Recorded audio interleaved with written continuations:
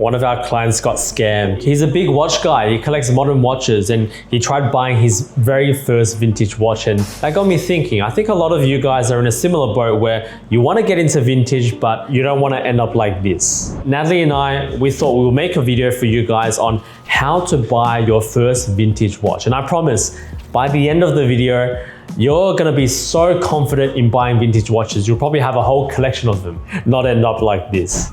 Watch it till the end for the full story. Trust me, it's First of all, Fred, what are you wearing today? True. All right, most importantly, okay, so today I have on my personal, very special Cartier Basquiat yellow gold pre-CPCP 150th anniversary in 1995. The special trick about this watch is it's got double face. Yeah, your favorite. Yeah, so on the back side, it's actually got an exposed movement. What about you? What are you wearing? Piaget Polo. This is a mini polo from the 1980s. Yeah. The amazing part about this polo is it has oversized brilliant cut diamond bezels. And inside the dial has double onyx style inside the frame. Not even black dial, it's onyx style, Onyx right? style, yeah. It's quite nice. Is it for sale? No. Number 1, condition is key. What do we actually mean by condition? We mention it so many times. Condition means as close to original as possible. Let's say you look at the dial. The dial is the face of the watch. So you need to make sure it's not redial, it is original, it's not Franken. And then you look at the case. You have to make sure it is super sharp and not over polished. You don't want that look. And then of course it's the bracelet. If you can buy it as tight as you can, please do that. And last thing is the movement. Make sure it's not Franken. It's a liar! So we have a very bad example here. And we also have a perfect example here. Fred, can you tell me why this is a bad example? Yeah, do I really need to explain? Like, just look at that. It's so like, sad. It's like waving hello. The brace is like a stack of potatoes, you know? It's horrible. Look at this. Look at the bracelet. What do we call this? We don't need to call it anything. We just show this. Yeah, the bracelet here is so tight. So you don't really see any rooms to move around the bracelet here. And this watch was designed back in 1980s. It's supposed to be super flat and super angular, and everything is so sharp here. The watch itself already speaks for itself. You can see that it has really good life when you compare to that sad potato. Yeah. Look at the case of this one. It's been over polished. None of the surfaces are even like flat. It's like a literal slob of a watch, if I can be so kind. Yeah, and this is the original dial as well. You see no cracks inside. For these watches, this is very important. Yeah. If you buy one in this condition, the condition is so far from the original design. And at the end of the day, you're buying not just a vintage watch, but just a luxury watch in general. It's a luxury product. Yeah. You shouldn't even really be bargain hunting for the cheapest possible example. Yeah. Number 2, you gotta find the right source. You don't buy the watch, you buy the dealer. You can't just buy a watch sight unseen from like Facebook Marketplace. That's just silly. Yeah, it's like when you're sick, you go to the right doctor. Yeah. Like you wouldn't take medical advice from some random on Facebook Marketplace, right? You gotta trust the right person, find the right dealer, find the right specialist. It's the same with vintage watches because the world of watches is so large. There's so much knowledge required. If you go on this journey yourself, you're gonna get burnt. Find the right dealer, and you can't just rely on any dealer because there's a whole bunch of backpack dealers that are running around slinging watches, flipping things without even checking themselves. True. Yeah. Right? Sometimes they don't even know whether it's a Franken watch or not. Exactly. So the dealer themselves also have to be knowledgeable about the product they're selling. Let the dealer do the homework for you. Exactly. Number 3. What do you actually buy? If it's actually your first vintage watch, don't go too crazy, go with the classics. There's a reason why these are the classics. I mean, with Cartier, it's all about shape. It's just the most beautiful, simple, perfectly proportioned watch. Everyone can wear this, from Princess Diana to Muhammad Ali. And then with Rolex, it's quite simple. You know, these are the best, robust, tall vintage watches of their time. For me, I would say just buy whatever you like. If you already know what you want, just skip all the classics. If you're confident enough, you might just pick whatever you want. I like something tiny, small.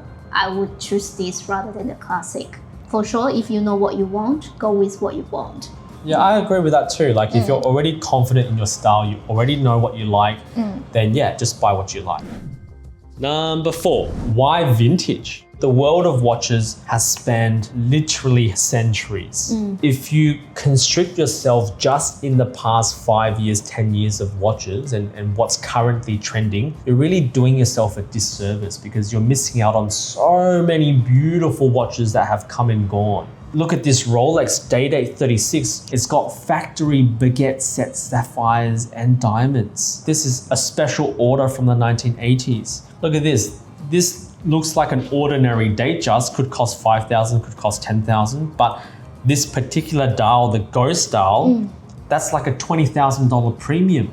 It's all these little details that it's just so fascinating. If you want a super early Mark III gilt dial 5513 no date sub from like 1963, you can get that in vintage watches. These have so much character, so much story. The dial, which used to be completely pure white, has aged to this beautiful pumpkin cream patina, and every single watch is different.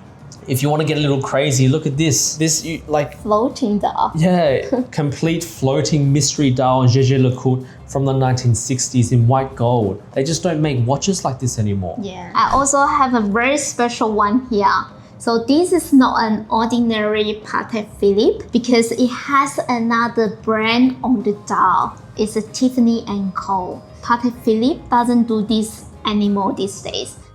I have 2 very special ones here. These are designed back in 1980s. What are they? Are they APs? Yeah, they are AP and they are called bamboo. And just look at the craftsmanship here. Everything's done by hand.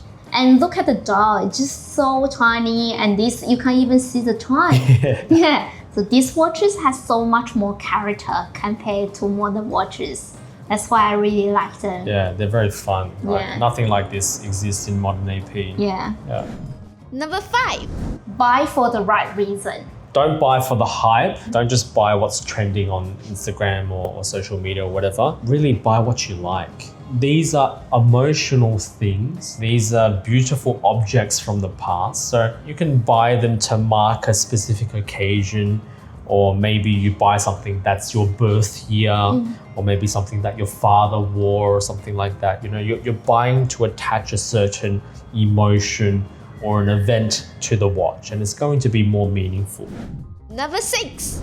Enjoy the journey. You can do a whole bunch of research before you buy your first watch, or you can just go in blind and you know, buy with your eyes, so to speak. But that's all part of the fun. That's all part of the process. And don't be afraid to make mistakes. You know, you might take my advice and buy the classics, but then quickly realize this was actually not for you, and you know, you actually like different types of watches. But that's part of the process. It's about learning what you like and what you don't like, and that is a journey rather than just a simple mathematical decision. Don't take it too seriously. Don't be scared to make mistakes, and enjoy the journey. Yeah, exactly. And you don't need to have the mentality that once you buy one, you're going to keep it forever. Just enjoy the journey. Yeah, just have fun. Have fun, yeah. Yeah. Bonus rapid fire Q&As for you guys. How often do you need to service your vintage watches? Generally 3 to 5 years, or if there's an issue. Should you polish your vintage watches? No. Are vintage watches reliable for everyday wear? Short answer is yes, but it depends what you're doing. If you're playing tennis or if you're an F1 driver, probably take that vintage Rolex off. Can vintage watches still be waterproof? Yes, but I would not recommend subjecting any vintage watch to water. Are vintage watches a good investment? This is tricky. Vintage watches hold value very well. They've already had 30, 50 years of depreciation. The values don't fluctuate that much. And if you follow this guide and you've bought well with the right condition, then they should hold value very well. Nice. Yeah. How's that? Guys, I want to show you the watch that started this whole video. This is the watch in question. Okay, I mean, just look at it. The dial is absolutely f***ed. He's a watch collector, but he mostly buys modern watches, and he wanted to buy a vintage Cartier but couldn't wait for us to source one for him. So he found this one. It had cracks in the images. I told him not to buy it. He bought it anyway because it was short on time. It came in the mail looking like this. He thinks he got scammed. The sellers deny it. He's saying that it probably got damaged in transit. I mean, I feel so bad for him that, you know, we offered to take it in and service it and replace the dial for him as a favor. Be careful out there. Don't make this mistake. We'll see you next week.